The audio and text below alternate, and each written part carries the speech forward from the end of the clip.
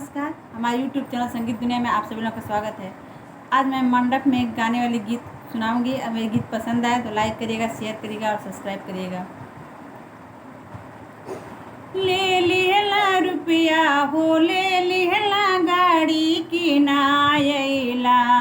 ले लिहला रुपया हो, ले लिहला गाड़ी की नायला।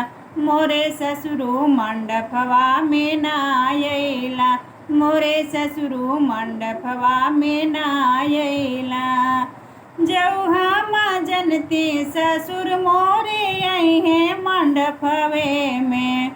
जौहा माँ जनती ससुर मोरे आई है मंडपवे में। लड्डुआ लेके अवती मंडपवे में, लड्डुआ लेके अवती मंडपवे में। अपने भी खैती सजन के खियवती ससुरु जी के। लड्डुआ ललचवती ससुरु जी के, लड्डुआ ललचवती ससुरु जी से।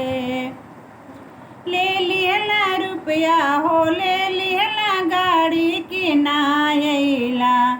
ले लिहला रुपया हो, ले लिहला गाड़ी की नायला। मोर भसुरु दीवाना नायला, मोरे भसुरु दीवाना नायला।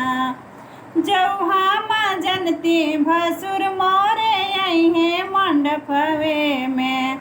जौहा माँ जनती भसुर मोरे आई है दुवरवे पे।